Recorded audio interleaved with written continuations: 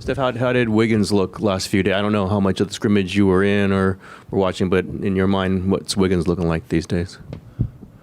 He looked good. He, for the most part, played in most of the action that we had. Just didn't really look like he lost a step. I know it's just a scrimmage and getting back into the pace of live basketball, but he looked pretty spry, fresh legs, and hopefully that bodes well for his return this weekend and figuring out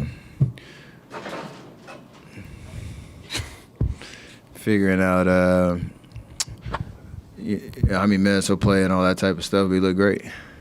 Steph, how much do you anticipate pace and transition factoring to the series? I mean, a lot. They like to get up and down, so do we. I'm sure the playoff atmosphere it'll be pretty chaotic at first, just feeling each other out, and then you'll settle into whatever pace it does, present itself to be. And all it takes for us is just a little bit of focus on, again, taking care of the basketball and not feeding it into their transition offense, because they have a lot of weapons and they play with a lot of speed, and obviously D-Fox downhill is a problem. So kind of want to give yourself the best chance by having good offensive possessions. We want to play as fast as we normally do, but we want to make sure we take care of the ball so that we can have our defense set as much as possible and do what we do. Steph, how important is it to get game one in a series, especially when you start on the road, to set the tone and let them know you guys are there?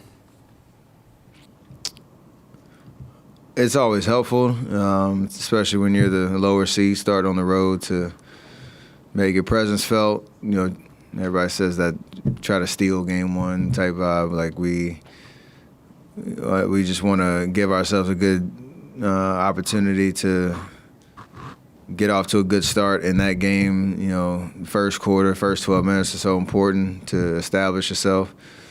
We obviously have to win one up there to win the series. So we'd like it to be game one, and you want to just have another level of focus and intention about everything that we're doing on both ends of the floor. To give ourselves the best shot to do that. So we know it's going to be tough. They've been a great team all year. They've had a great season. And, Mike B knows us well. We know him well. So the adjustments and all that stuff will be interesting throughout the series, but I want to get off to a good start. Steph, Kevon said that a lot of people don't know what he does for a team behind the scenes. Whether we go back months ago when he kind of helped keep the group together, the two of you, to playing all 82. I mean, we see that part, but he has to communicate with every guy on the team. And how have you seen him evolve to be able to be that kind of, I don't know if peacemaker is the word, but just steadying force when necessary?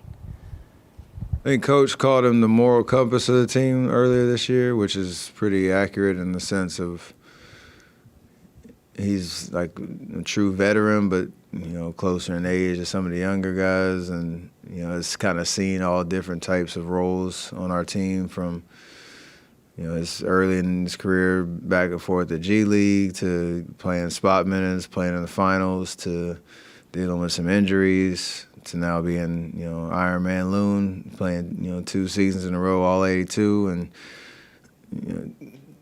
leading the league in offensive rebounds, and what he did for us in the playoffs last year. So, you name the list of contributions he has, but he has an amazing perspective on all those different kind of parts to our team and organization, and can communicate pretty well to everybody in the locker room, and his voice, it matters when he speaks up. And he just brings great energy, pretty much every day. Even game days, making sure everybody's locked in, even pregame, before we even take court for 2-line layups, just making sure everybody's excited to go play. He does it in a very unique way. So all of it matters, contributions on the court, off the court, and and he's as important to the fabric of our or team culture as anybody. Steph, you've seen so many of these playoff matchups. Do you go in anticipating what a team might do, or do you kind of see what they do and then adjust as they go? And how fun is the strategy of how teams are going to guard you? You have to assume that they're going to stay true to their DNA that's made them successful. That's what we do going into a playoff series, and then those adjustments happen based on how each game kind of unfolds, even in-game adjustments based on certain momentum waves and all that. So, there's an idea that you are who you are, and you try to be the best version of that going into a series to get off to a good start, and then hope you have the IQ and the ability to make adjustments that are necessary. And we love the playoff atmosphere of that, but you don't really try to outsmart yourself going into the series. Just be prepared, be knowledgeable about what they do well, what our game plan is on both ends of the floor, and just execute it. Because there's an element of, you're not going to play your A-plus game every night, but you want to get as close to that as possible, and then the adjustments can hopefully help you get over the edge. Do you ever get surprised anymore, or was like maybe Game 3 of the finals was the last time? 2019. Oh, the boxing one? You seemed surprised after that one. I probably wouldn't be surprised if Mike B does it. We did it a lot when he was running the defensive show here. So there's nothing to be surprised about. It's just a matter of we hadn't had any experience with that up until that point, and so you're trying to figure it out. But all that's in the memory bank to go back to on in-game adjustments and being able to respond with whatever the defense is throwing at you. I think you single-handedly brought back the word janky in that occasion. I did. Yeah. I did. What do you think about the way the officiating changes in the postseason, and do you like those differences? Yeah, as long as they're consistent.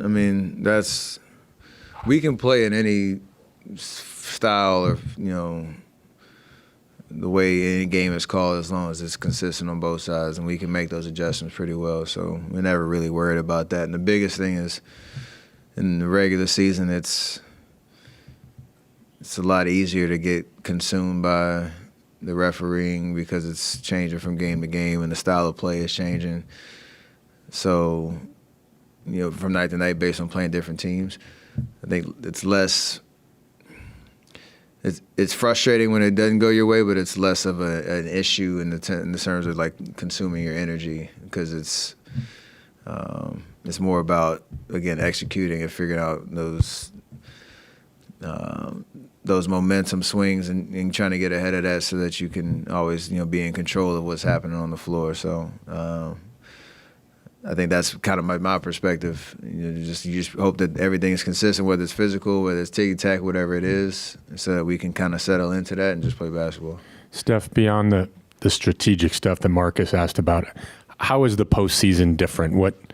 You've been through this so many times, but how does it feel different to you going into a postseason game, and how does the game feel different? And along those lines, last year when you got back for the first time in a couple of years, how eager were you to get back in that realm? Last year was different. I was just trying to get back healthy, and It all happened at the same time. It's kind of what Wiggs is going through now with, your first game back is the playoffs, so you're trying to adjust to both. But playoff basketball it's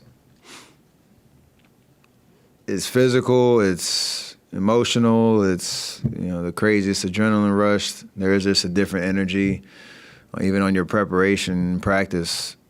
Going up against a scout team that is trying to act like the other team, and you're trying to game plan for what our strategy is and go through those reps. And from game to game, there's a lot to think about based on what you could do better, what you could try to do differently.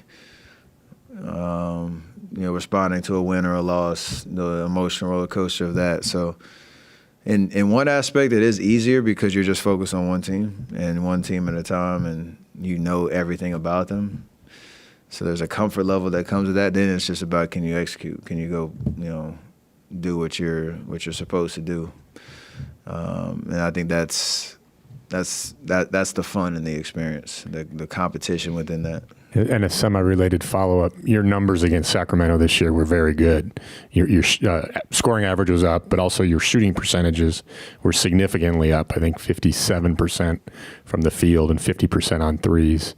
Given that, do you expect the Kings to try something different? I don't.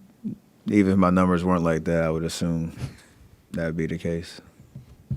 Yeah, absolutely. Steph, in 2009, you were tweeting out, "We will figure this out. If it's the last thing we do, we'll figure it out." And now you're on the precipice of the playoffs and a chance at a 5th championship here. Have you taken any time over the last couple of days to reflect on what's to come and the journey that's gotten you here? Yeah, I mean, that started in training camp when you're coming off a championship and lacing them back up. Like, you're celebrating what you accomplished, but every time you step foot on the floor in practice and get ready for the games and everything that we've been through this year, it's all about the goal at the end of the year of having an opportunity to go chase another one. So that's always kind of the through line, but the way you get there is the way I've approached it every single time, is just stay in the moment and enjoy what's right in front of you. And that's the anticipation for game 1 right now. Can't fast forward to the end of the race. I think, that's part of human nature. And when you have, experiences of getting, to the mountaintop and finishing the job, like, you understand how hard it is to do that, and the amount of effort mentally and physically it takes to go through an 82-game season and 4 rounds of a playoffs. So the only way you can really repeat that is to stay right here. So pretty comfortable just locking in on game 1. It sounds boring and cliche, but it really is how we accomplish greatness, because otherwise you'll kind of cheapen the journey or cut corners, take things for granted, knowing that it's extremely hard to do what we've done and what we're going to try to do going forward. Steph, I think from the outside we kind of expected Gary's return to be pretty seamless. What have you thought about his return in these 7 games? And has there been anything that has surprised you as far as his play? The only thing that surprised me is just how seamless it is when he's out there, just to be in the right spot at the right time. He's going to hawk the ball on defense and make plays. But offensively, he just feels very comfortable with what he's asked to do, where he's asked to be, how he plays within our system. So,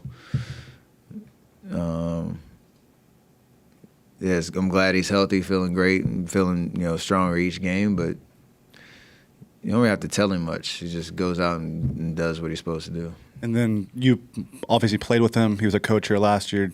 What's maybe your favorite Leandro Barbosa memory?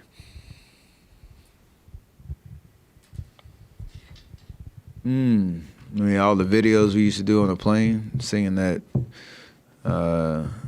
inappropriate song.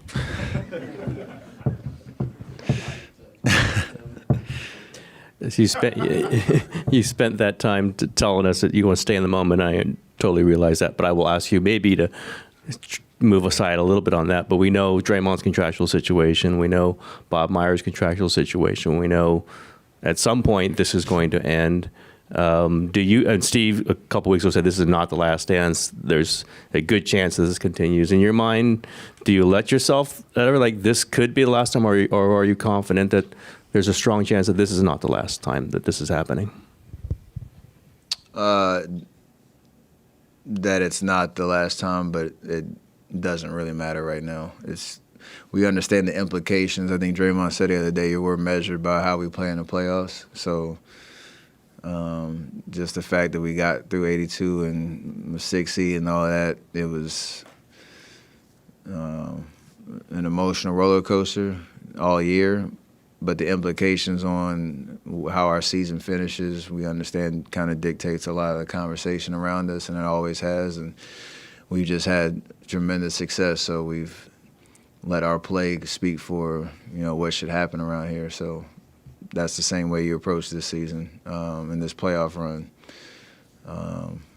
because this business is what it is, and it's a lot that's thrown at you emotionally of what could be or what might happen or whatever all the hypotheticals,